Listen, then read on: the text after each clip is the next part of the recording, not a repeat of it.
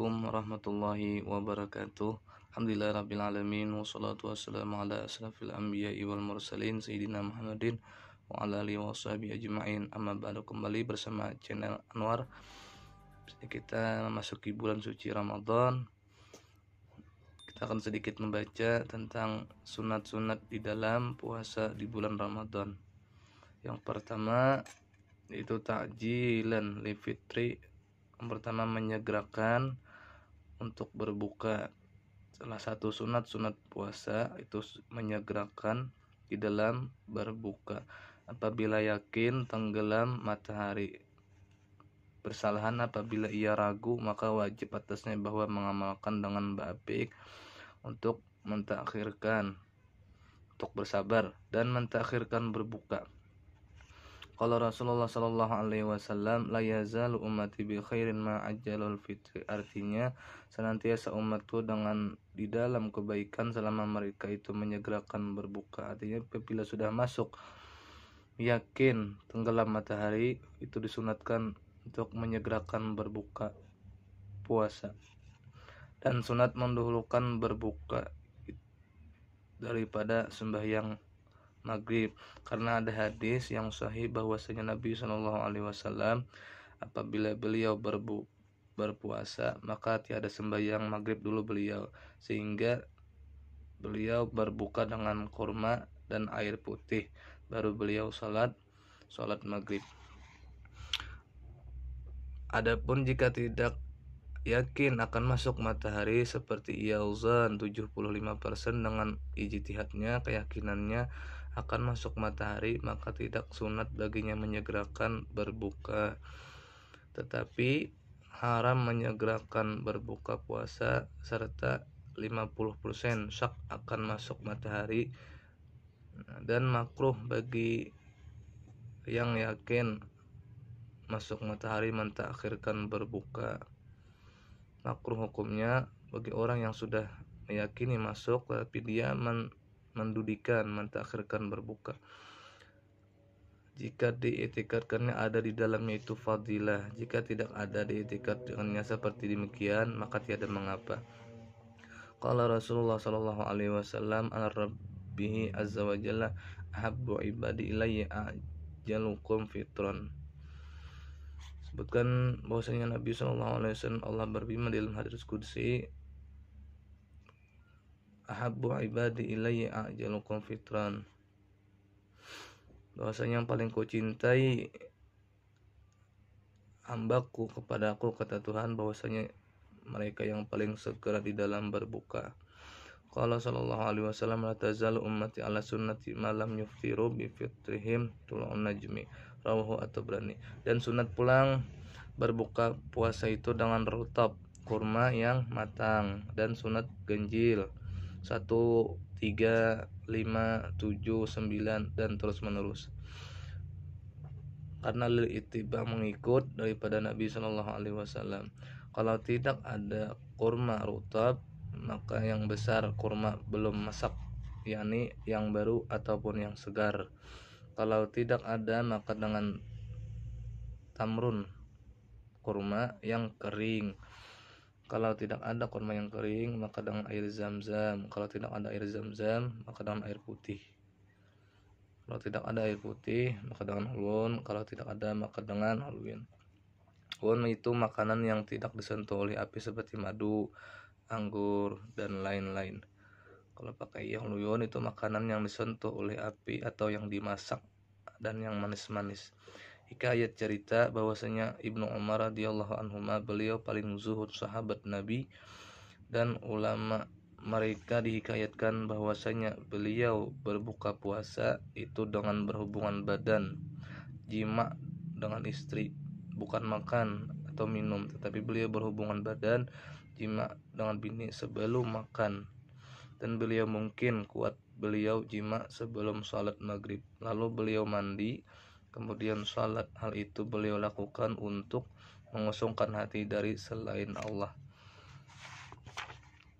dan fokus untuk ibadah kepada Allah dan untuk mengeluarkan bagian-bagian godaan syaitan. Hikmah sunat berbuka dengan rutab atau tamar karena bahwasanya ia tidak tersentuh api dan lagi menghilangkan akan lemahnya dhaif penglihatan mata.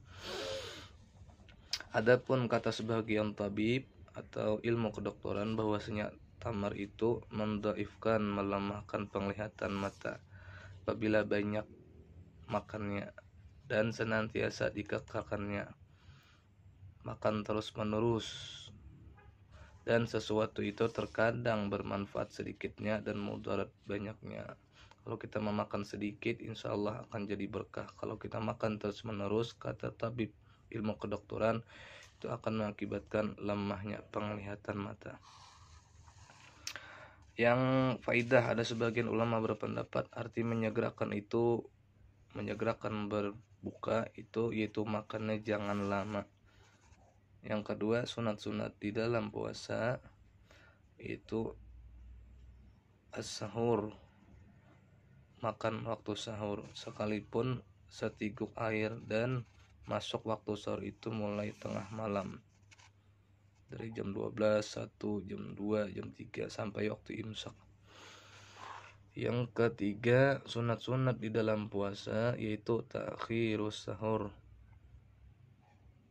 mendudikan makan waktu sahur, jangan terlalu sungsung atau terlalu awal, hendaklah disunatkan mentakhirkan kurang lebih 1 jam sebelum waktu sahur atau setengah jam sebelum waktu sahur. Takhirus sahur wal imsak sunnatun, dan sesudah bersahur imsak itu hukumnya sunat daripada makan sebelum fajar, menahan-nahan sesudah waktu sahur dengan seumpama 50 ayat atau 1/4 jam. Jadi sebelum waktu fajar itu kurang lebih 1/4 jam agar kiranya untuk disunatkan imsak, menahan daripada makan. Adapun doa supaya dikuatkan untuk berpuasa dan dibaca sesudah bersahur yaitu Allahumma bi barakati akli sahur a'inni ghadan anil ju'i wal atas. Ya Allah, dengan berkat makan di waktu sahur, tolongi aku esok hari daripada lapar dan haus. Yang keempat, sunat-sunat di dalam puasa yaitu menutup makan sahur dengan kurma, dengan yang manis-manis, dan sunat ganjil 1, 3, 5, 7 dan seterusnya. Yang kelima, sunat-sunat di dalam puasa itu mendatangkan doa berbuka puasa yaitu dibaca sesudah berbuka. Allahumma laka sumtu wa bika amantu wa ala rizqika aftartu Allahumma dhahabal zamanu wa btalatil uruqu wa sabbatal ajr insyaallah. Alhamdulillahillazi ani wa sumtu wa razaqani fa aftartu. Allahumma inni as'aluka birahmatika allati wasi'at kulla syai'in anta firali. Yang keenam, sunat-sunat di dalam berpuasa itu taftirus shaimin. Di dalam puasa Ramadan itu membukakan, memberi makan kepada orang yang berpuasa. Wa fil hadis man fattara shaiman kana lahu mislu ajri ghaira annahu la yanqasu min ajri shaim syai'an. Barang siapa yang memberi makan orang yang berpuasa, membukakan orang yang puasa, maka dia akan mendapati pahala orang yang berpuasa tersebut tidak kurang sedikit pun daripada pahala tersebut.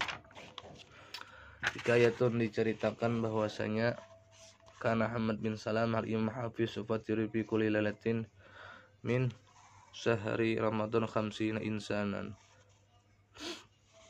Bahwasanya Ahmad bin Salamah al-Imam Hafiz, beliau memberi makan pada tiap-tiap hari di bulan Ramadan itu 50 orang, membukakan puasa itu 50 orang, dan apabila malam hari raya Idul Fitri beliau akan memberikan pakaian yang baru satu orang.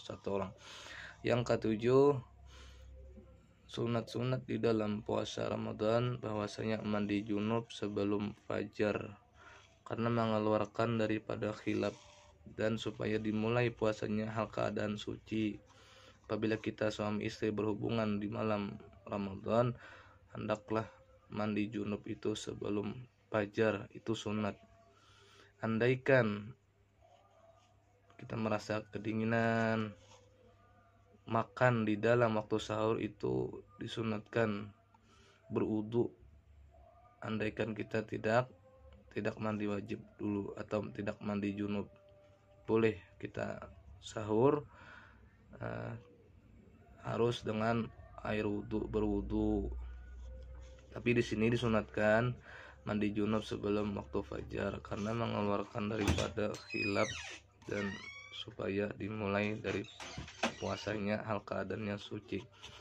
Kalau Rasulullah Shallallahu Alaihi Wasallam, Nabi Shallallahu Alaihi Wasallam pernah bersabda, man asbaha junuban fala saumalahu, artinya barang siapa berpagi-pagi padahal ia masih dalam keadaan junub, belum mandi wajib, maka tiada sempurna puasa baginya. Sah puasanya, tapi pahalanya tiada sempurna. Yang ke-8, sunat-sunat di dalam puasa Ramadan itu mandi tiap-tiap malam di bulan Ramadan supaya rajin beribadah ataupun tarawih, sesudah salat maghrib, sesudah makan, sesudah salat maghrib. Terus disunatkan kita untuk mandi supaya rajin beribadah salat tarawih. Yang ke-9, sunat di dalam puasa itu menjaga salat tarawih dari awal sampai akhir Ramadan. Qala Rasulullah sallallahu alaihi wasallam, man qama ramadhana imanan wa ihtisaban ghufira lahu ma taqaddama min dhanbi, rawahul Bukhari wal Muslim. Yang ke-9 itu menjaga salat tarawih dari awal sampai akhir Ramadan, itu hukumnya sunat.